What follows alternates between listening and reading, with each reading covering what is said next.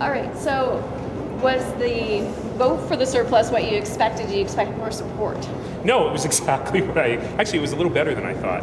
I was very, very pleased because today council decided to put some money back in people's pockets and keep it in the economy instead of throwing it into a savings account, which is already pretty healthy. So I was very happy. So what this means for Calgarians is, with a little bit of a funny situation in January with the adult bus pass, we are freezing transit fares at 2015 levels for 2016, as well as rec and animal service fees, as well as looking after some nonprofits that have been pretty hard hit by the economic downturn. So I'm very happy about this.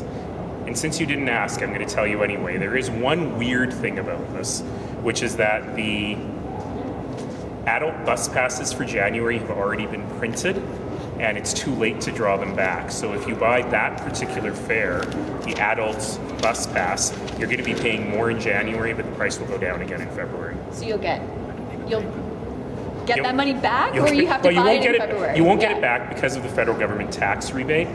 It's very confusing. People save their passes to claim on their taxes, and the passes have to be printed with the amount. So you're going to pay a little extra in January. Sorry about that, but you will pay the 2015 price starting in February. Can you talk about which nonprofits might be targeted? Now this, we're going to let administration work with community partners to determine how best to make this happen. I deliberately wrote it very vaguely so that we can capture as many people who need help as possible. And this is how much of the 30 million? 5 million. Towards nonprofits. So yes, it'll be almost $9 million towards transit, another $1 million towards recreation, parks, and animal services fees, and then $5 million for nonprofits. There's still $14.4 million to go when council committee will have a discussion on whether or not to allocate that towards affordable housing tomorrow.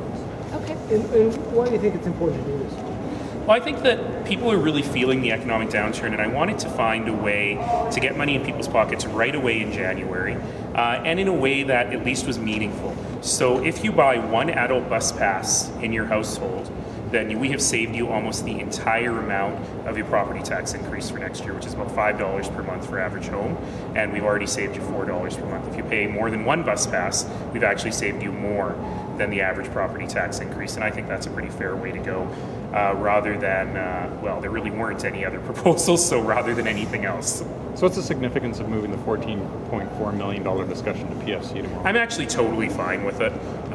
It was a matter of timing. The council meeting was today, and the Priorities and Finance Committee meeting tomorrow is talking about Calgary's civic housing strategy, corporate and community.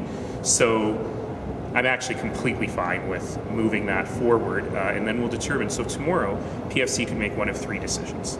They could decide to put that $14.4 million towards housing, or a portion of it towards housing.